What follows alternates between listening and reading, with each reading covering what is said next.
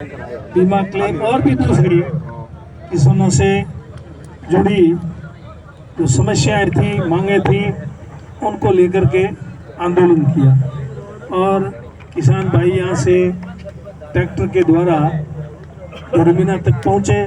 जाना तो उनको बाड़मेर था, लेकिन वो जोरमीना तक पहुँचे और शासन प्रशासन ने वहाँ उनको रोक लिया और फिर वार्ता हुई।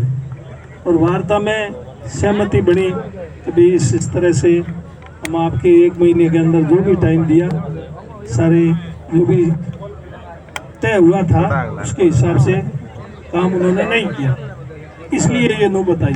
अगर वो उस हिसाब से जो सहमति बनी, सरकार उस पर कार्रवाई कर देती, एक्शन ले लेती, तो आज आप लोगों को फिर से इकट्ठा होने की जरूरत नहीं पड़ती। लेकिन आप जानते हो सरकार की हठधर्मिता, जिसकी वजह से ये नहीं हो पा रहा है।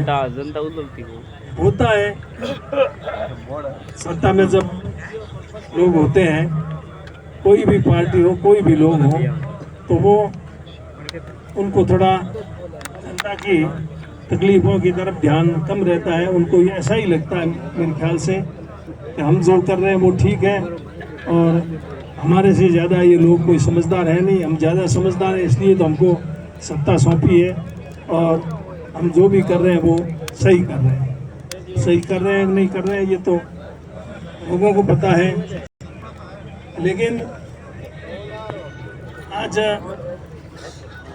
यहाँ पर ये इतनी तादाद में लोग आए, ट्रैक्टरों से भी आ रहे थे। सुबह से ही मेरा भी आपके राजाराम जी और दूसरे साथियों से बराबर संपर्क हो रहा था, बातचीत हो रही थी। सारी बातें जो भी हट रही थी, जो भी हो रहा था, मेरे को बताया।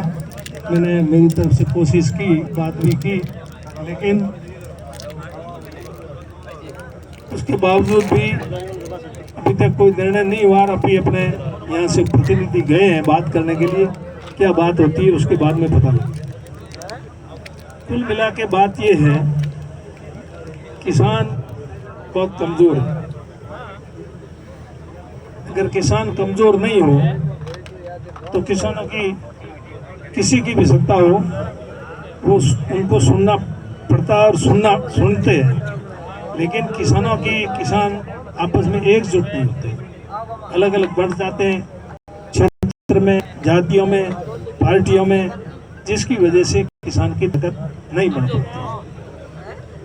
आप कुछ भी करो, लेकिन जहाँ किसान की बात आती है वहाँ आप जाति से, क्षेत्र से और पार्टी से ऊपर उठ करके सब एक जगह इकट्ठा हो तो आपका काम बढ़ सकता है।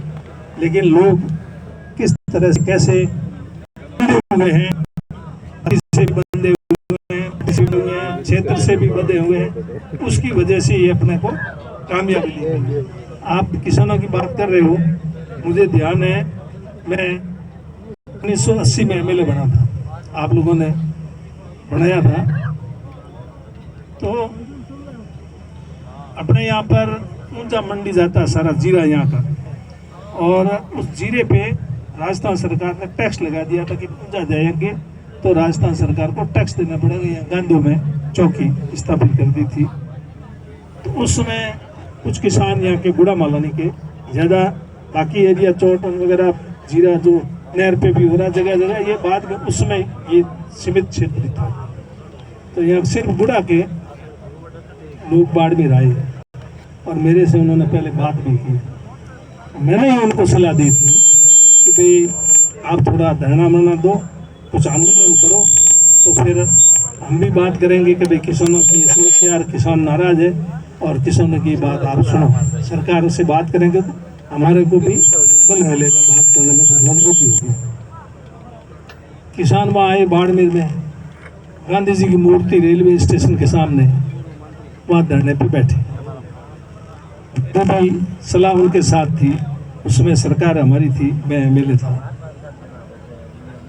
कई दिन बैठे, बहुत ही 4-5 दिन, मुझे याद नहीं है, पर वो कुछ दिन धरने पर बैठे रहे। फिर एक दिन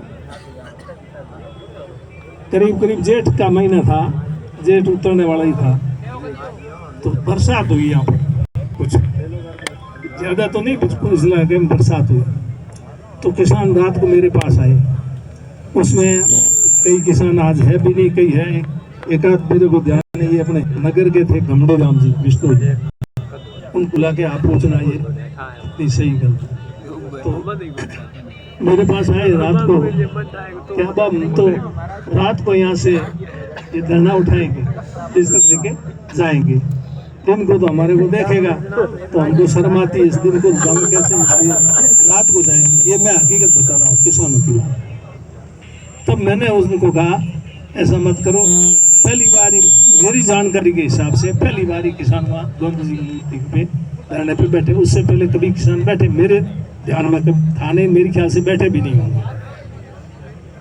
फिर मैंने उनको कहा ऐसे मत करो, आप धरने पे बैठे रात को मत जाओ, कल हम आएंगे और आपको थोड़ा नौरा करके कुछ आश्वासन देके आपको उठाएंगे, जिससे आपकी इज्जत रह जाए, और फिर हम टाइम देना आप हमको, हम उस टाइम में करवा दें, नहीं तो ये कहना कि फिर हम वापस दोबारा धरना देंगे।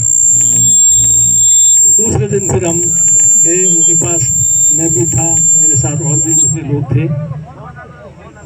वहाँ जाके उनको जो बैठे थे उन्होंने एक एक दिन का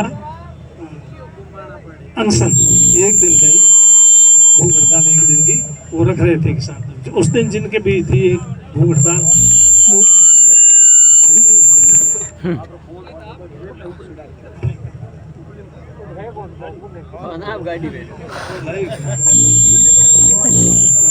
गाड़ी में रखे तो बैठे थे। तो फिर दूसरे दिन हम वहाँ गए धरने पर, और उन किसानों को जो अनशन पर बैठे थे उन सबको माला पहनाई और आश्वासन दिया कि आपके जीरे का टैक्स हम हटा देंगे, आप एक बार हमारे कहने से धरना समाप्त कर दो।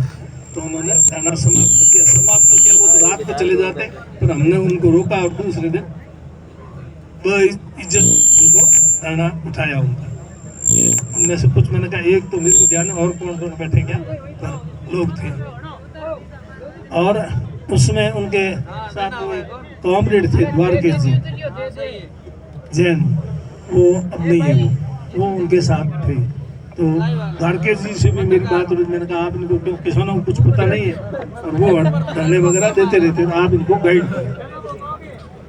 तो कहना मतलब किसान कितना कमजोर है, मजबूत है, ये आप उससे देख लो। हालांकि उसके बाद में वो स्थिति अब नहीं है, अब किसानों में थोड़ी मजबूती भी आई है, लड़ने की भी। तो मजबूती जब आई है तो इसको और मजबूती के साथ आपको लड़ना पड़ेगा। नहीं लड़ोगे तो आपकी कोई नहीं सुनेगा। इसलिए आप सब लोगों से आप पलटो मत। रहा सवाल, हमारी सरकार थी